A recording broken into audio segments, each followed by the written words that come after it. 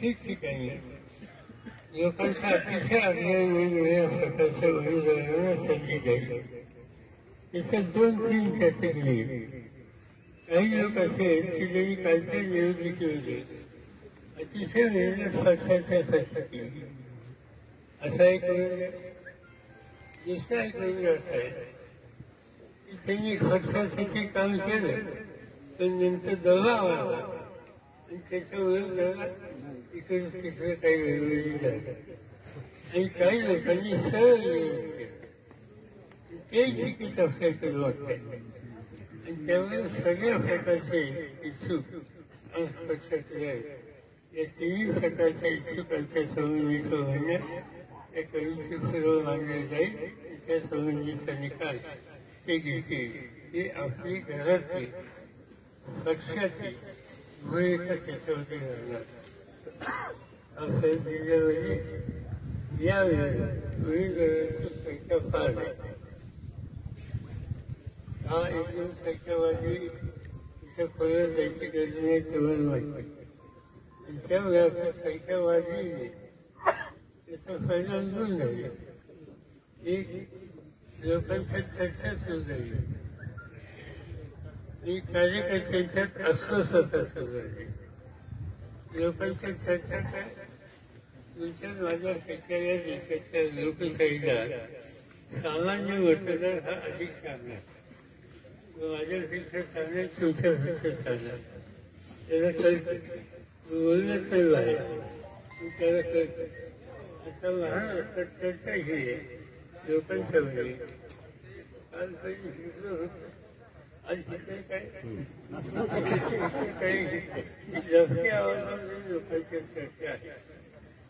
ती चर्चा इंदापुरात सुद्धा आहे असं मला दिसतं. त्यामुळे ही लफी आवाजाची चर्चा कार्यकर्त्यांना अस्वस्थ करणारी चर्चा जी आहे त्याची नोंद नेते लोकांना घ्यावी लागेल आणि त्यातून निर्णय घ्यावा लागेल. मी तुम्हाला एवढंच सांगतो की जो काही निर्णय घेतला जाईल तो विचार संघटनेचे जिल्ह्याचे तालुक्याचे अध्यक्ष त्याच्यानंतरचे बाकीचे पदाधिकारी त्यांना विश्वासात घेऊन त्याचा निर्णय घेतला जाईल. निवडून येण्याची क्षमता याचा शब्द केली जाणार नाही. माझं स्वतःच जे असायचं निवडून येण्याच्या क्षमतेची संख्येची स्थिती इंदापूर तालुक्यात होईच नाही असं मला वाटतं. इंदापूरची जनता 16 लोकांच्या आहे.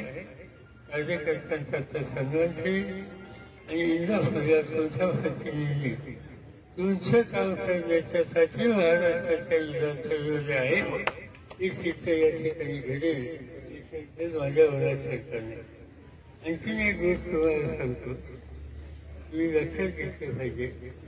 थोडं झाले काय आता संस्कृती जिल्ह्यात जागा दुसऱ्या तालुक्यातले कार्यकर्ते होते ही जागा आम्हाला पाहिजे. सगळ्या जागा आम्हाला पाहिजे.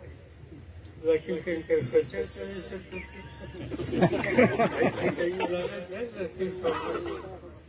एका दिवशी जागा शिवसेनेची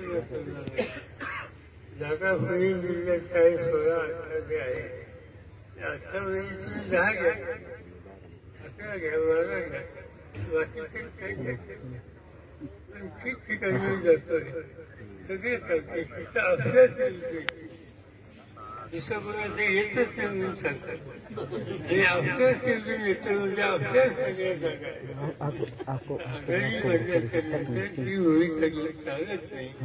इथे तरतूद करावी लागेल. काही जागा शोधायला लागतील आणि ज्यांच्यासाठी जागा शोधल्या त्यांच्यासाठी कामही करावं लागेल.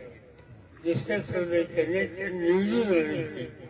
पण काही झालं तर उद्देशाला महाराष्ट्राचं राज्य हे आणायचं म्हणजे आणायचं ही भूमिका घेऊन आम्ही कामाला लागलेली आहोत. फार चिंता करत बसू नका असं तुम्ही मला मान्यदारांना सांगितलं की बाहेर इतके लोक आहेत इंदापूर तालुक्यात काही गाडी वेगळी शिल्लक आहे का एवढं वर्ष सगळं तुम्ही या ठिकाणी आला आणि त्याचं कारण कालच्या निवडणुकीची उल्लेख कसं केली त्यामुळे तुमचा अधिकार आहे पुढे सुद्धा काय करावं या संबंधीचं येत्या सगळ्याचं त्या काही तुम्ही सांगा तुम्हा सगळ्यांचं मी मनापासून स्वागत करतो यासंबंधी अशी कविते आज उद्या सर्व भेटेल आणि त्याची चर्चा करून योग्य निर्णय घेतली माझ्या माहितीप्रमाणे जैन समाजातील पक्षाचे अध्यक्ष त्यांनी तुम्हा लोकांची विचार निर्णय केला काही लोकांशी चर्चा केली आणि ते निर्णय लवकरच होते ती निवडून येण्याची आमदार राष्ट्रवादीचा हा निकाल तुम्ही घेऊन कामाला लागा एवढंच सांगतो पुढच्या कामाला लागा